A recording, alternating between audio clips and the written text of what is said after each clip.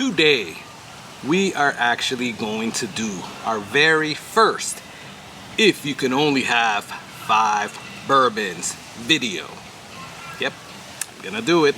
It's back, and this time I'm gonna do it. Let's go.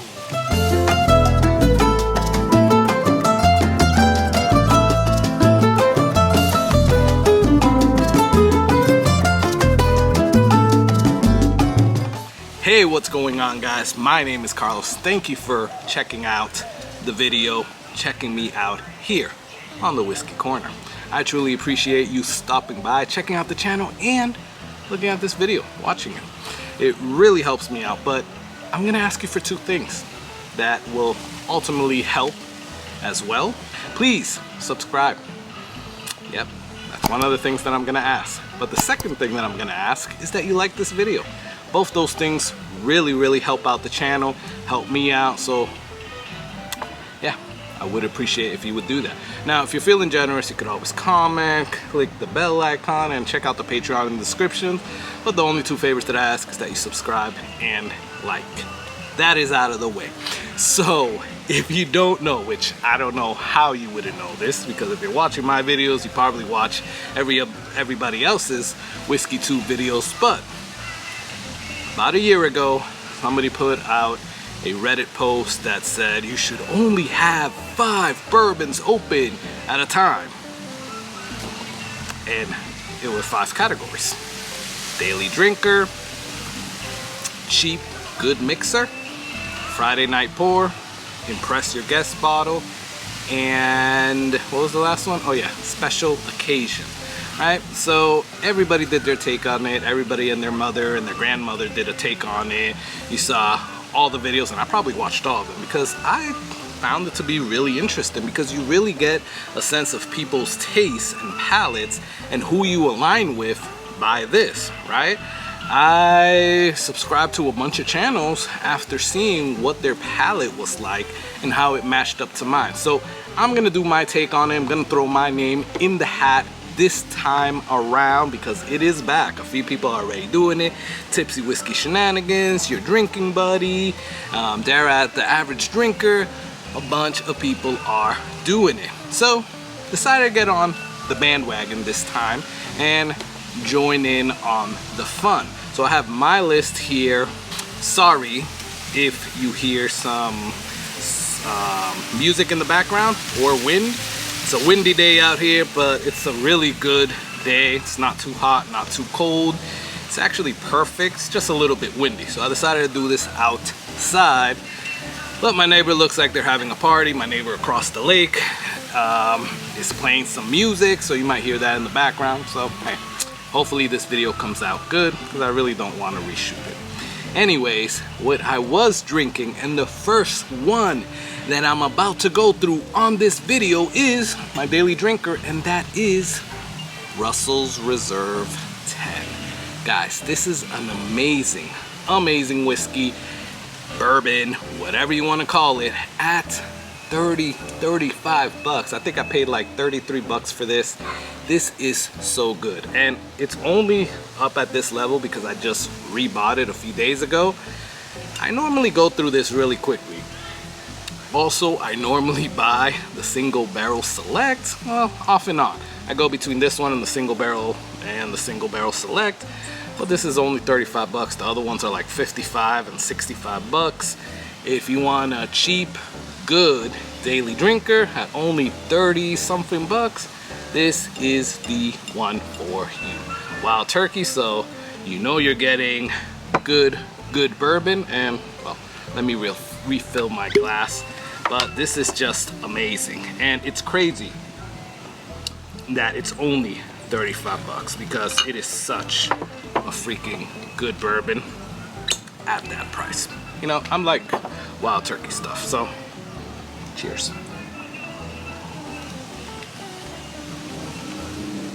That is freaking good. Anyways, the next category is cheap, good mixer, I guess. So I'm not a guy that has a lot of cocktails. You know, I'm not a cocktail guy. I like drinking my whiskey neat, It's however you like drinking your whiskey, right? I just personally like it that way. But if I am going to go with a cheap mixer, normally I will say that I would do a Wild Turkey 101 rye, or if I'm gonna just do a bourbon, Wild Turkey 101. But shout out to one of my regular subscribers, watchers, overall great guy on this whiskey community, and that is Mike M44, because he put me on to Fighting Cock. Yes, this is pretty good by itself, first off, and it is really good in a cocktail. I already used it. You see, it is only 18 bucks, so it's actually a little bit cheaper than what I can get Wild Turkey 101 for, which is like 23, 24 bucks in my area. This is 18 bucks, and I got it at Primo Liquors. They have it there at 18, and it's really good. My only caveat with this is that, you know, I don't like screw tops. It is a screw top, but other than that, this freaking thing is good. It's 103 proof and 18 bucks.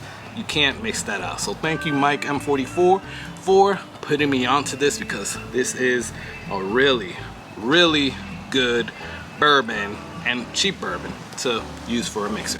Now, normally I would use something that I don't like Larceny 92 small batch. I hate that. I would have normally put that, but I drained that down the drain. Now I am using this. Sorry, mosquito. Now I am using this for all my cocktails.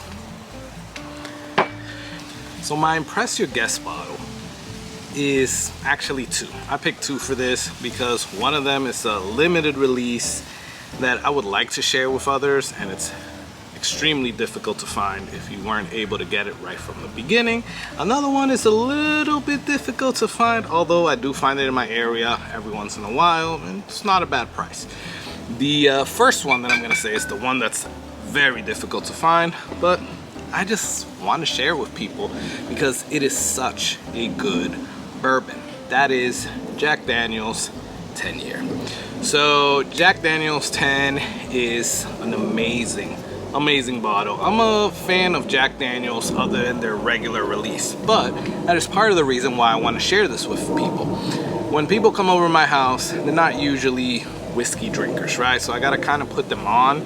This is only 97 proof, so it's under 100, doesn't hit as hard.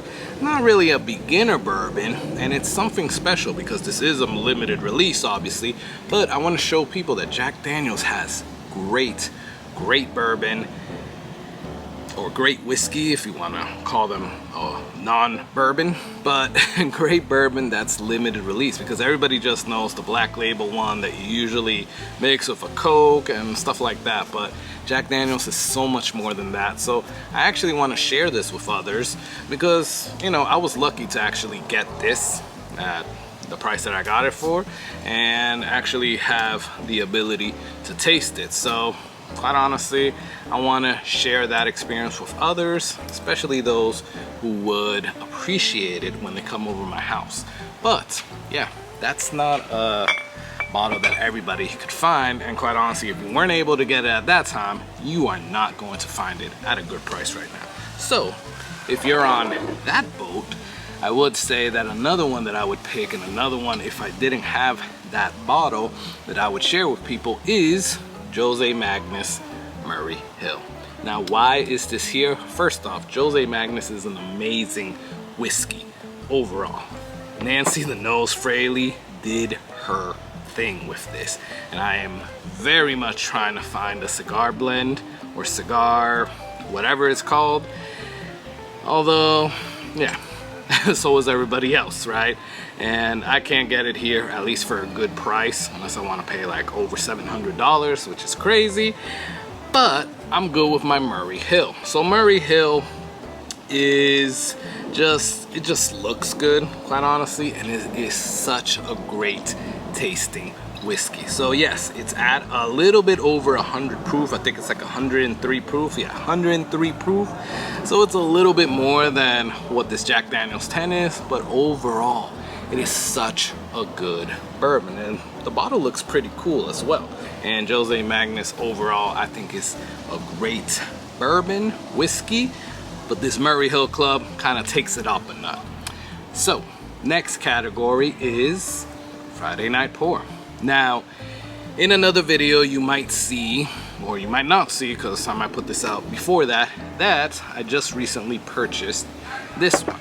Now you've probably just seen me bring it over, but I don't know why it took me so long to find this. I had a lot of Friday Night Pours before this one, but recently, since I just bought this and I just discovered how good this was, my Friday Night Pour is Baker 7. So, I mean, I know I would like it because, you know, I like other Jim Beam products. I just never been compelled to actually buy it, right? But once I tasted this, and I know it's a single barrel, so every bottle could be different, but this is just really good, guys. I mean, I can't say enough things about it. This has quickly become a favorite of mine. Now, it's pricey, right? It's like, I think I bought it for like 60 bucks or 55 bucks or whatever. So it's a little on the pricier side. That's why it's a Friday night pour. But it's definitely one that I would go to. It's 107 proof, so it's a little bit up there. Not too much up there, but it's a little bit more than 100 proof, right? But it's still a good freaking bourbon. I love all the notes on this and it definitely hits my palate. So yeah, I would have this now on Friday nights when I just want to wind down and start that weekend off. So we're down to our last one. This one, I mean, I couldn't think of a better bottle than this for a special occasion bottle, right? I have never seen this one in my area after buying this. I've never seen one before buying this, and I actually bought this for a little bit over MSRP, right? I think I bought this for like 100 bucks or so, when normally I think it's like 65 around there. It's not Blanton, so don't think that. But it's one that it's highly coveted, and it's not even the best batch out there, but I've never tasted any other batches, and that is Stag Junior. I think this is the 15th, which is one of the batches that, like, I guess hasn't been the best batch to others that have tasted all the other Stags, but I've never tasted any other Stag Junior, right?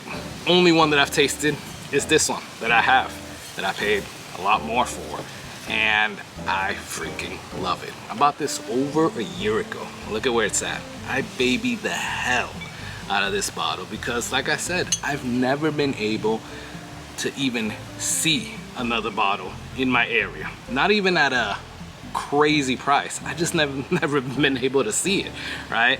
I got lucky when I got this. It's probably the closest that I'll ever get to even remotely tasting a Stag, right? But, you know, with that said, I'm gonna baby the hell out of it. I'm gonna keep babying the hell of it until I can get another one that's at a decent price, right? So Stag Junior would definitely be my special occasion bottle, at least for now, until I get something better, right? Which, how better can I get than this, right? Maybe a Stag, if I can actually get a George T. Stag, maybe that will be, or William LaRue Weller.